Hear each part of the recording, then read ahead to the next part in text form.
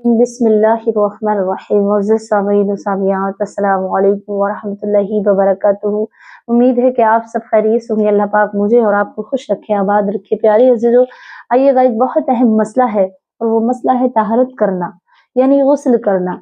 रोज़ों की हालत में हम गुस्ल किस तरह करें और रोज़ों के बगैर गुस्ल किस तरह करें, इसका जानना बहुत ज़रूरी है, क्योंकि अगर हमें तहरत अच्छे से नहीं आ गई, गुस्ल करना नहीं आगा, तो हमारा रोज़ा, हमारी नमाज, हमारा कुरान पढ़ना सब बेजा है, कबूल नहीं होगा। कितनी हम रख लें, कितनी हम रोजे नमाजें कुरान पढ़ लें, कबूल नहीं होंगी अगर तहरत में कमी है। तहरत के मसाइल अगर हम नहीं जानते हैं और हमने ऐसे उल्टा सीधा गुस्ल किया, चाहे आप, अगर आपको तहरत करना, गुस्ल करना फर्जों के साथ, सुन्नत तरीके के साथ नहीं आता, तो आप चाहे आप एक हौज में नहा लें, चाहे आप दरिया में गुस्ल कर लें, आपको गुस्ल नहीं होगा अगर आपको गुस्ल के मसाइल नहीं आते हैं, तहरत के मसाइल नहीं आते। इसी वजह से मैं चाहती हूँ कि मेरी बहनें, मेरे भाई इस बात से आगाह हो जाएं, ताकि उन्हें अच्छे से ये मसाइल समझ आ जाएं। प्यारे अजीजों, मैं आपको ये भी बयान करूंगी, ये भी बताऊंगी कि अगर रोजे में हैं और हम गुस्ल करें तो किस तरह करें। क्या कुछ ऐसे मसाइल हैं कि अगर हमने एहतियात के साथ गुस्ल न किया तो हमारे गुस्ल की वजह से हमारा रोजा फासिद हो जाएगा? बिल्कुल हो जाएगा। इसमें ये भी मैं बयान करूंगी, लेकिन पहले मैं चाहती हूँ कि मैं आपको एक बार वो गुस्ल बता दूं जो आम हम करते हैं, जो रोजों के बगैर करते हैं। प्यारे अजीज, गुस्ल का सही तरीका क्या है मैं आपको पहले ये बताऊं, उसके बाद में मैं आपको रोजों के बारे में बताऊंगी। अगर रोजे में हैं हम तो रोजे में गुस्ल किस तरह किया जाए, लेकिन इससे पहले एक नजर डालते हैं कि गुस्ल में कितने फर्ज हैं। ये तो आप सभी जानते हो, गुस्ल में 3 फर्ज हैं जिनके बगैर नमाज नहीं होगी। अब इनकी तशरीह की जाए, इनको अच्छी तरीके से वाज़ेह किया जाए, तब गुस्ल होगा। तो वाज़ेह करने का तरीका क्या है, पहले आप समाअत कर लें। आप पाक हैं, नापाक हैं, गुस्ल इसी तरीके से किया जाएगा।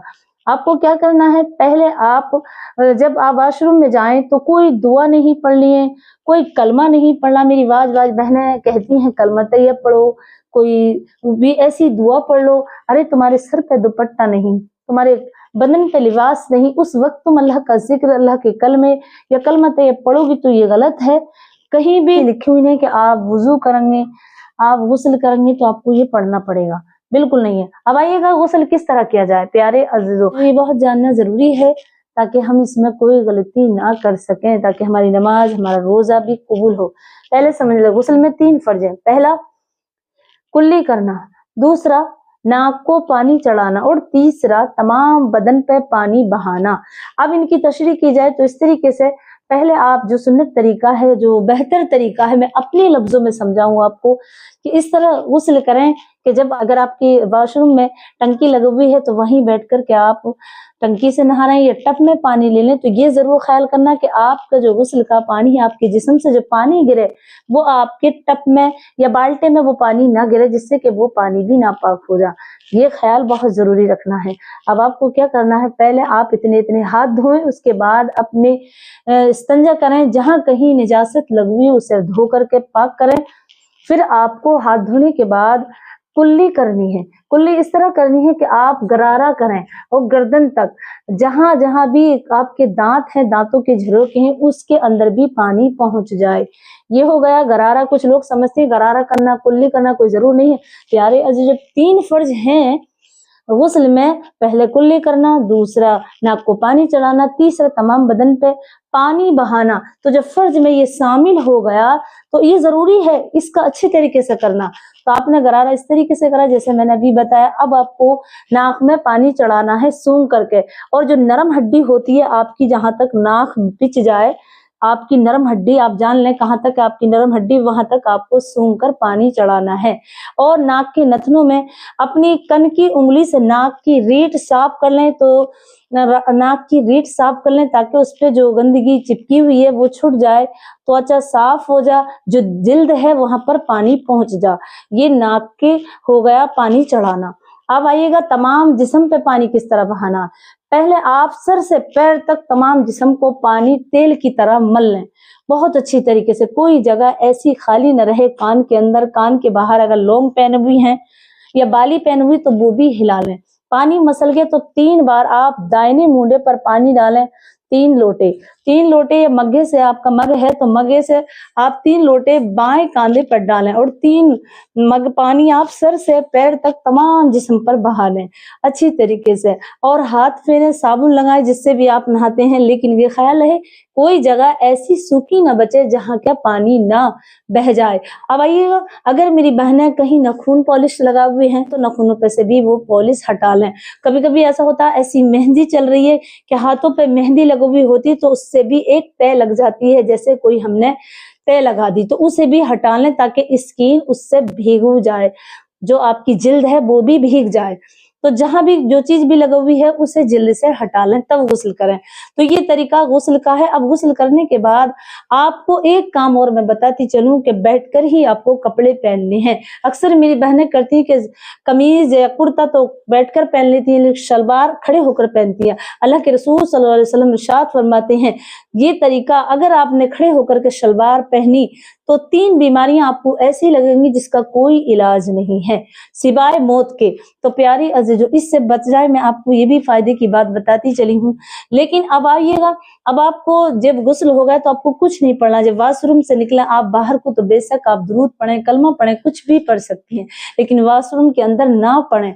वहां सिर्फ नहाने की जगह तो नहा करके आप निकल जाएं, कोई कलमा कोई दुआ ना पढ़ें। अब आइएगा, रोजे की हालत में हम किस तरह वुजू करें। तो जब आपका रोजा है, आपको मालूम है, तो ये ख्याल रखना है कि आपको जो गरारा करना है, जो कुल्ली करनी है, तो ऐसा ना करें कि मुंह आप अपना मुंह उठा करके करें और पानी अचानक से धोखे से आपके हलक से उतर जाए, तो इससे भी आपका रोजा फासिद हो जाएगा।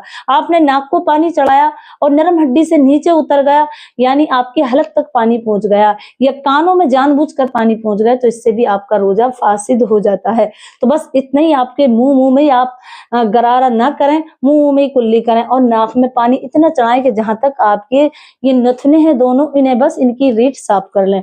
ये तरीका हुआ है। अब तमाम बदन पे इसी तरीके से गुस्ल करना है। और प्यारे अजीजों, अब आइएगा, मैं आपको ये और बता दूं कि गुस्ल में वुजू किस तरह करते हैं।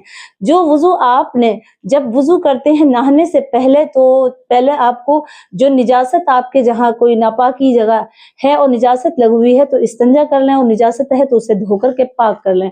तो अब आपको बिल्कुल ऐसे ही वुजू करना है जैसे कि आपने नमाज में करना है। इतने इतने हाथ धोने हैं, फिर कुल्ले करना है, फिर नाक को पानी चढ़ाना है, फिर चेहरा धोना है।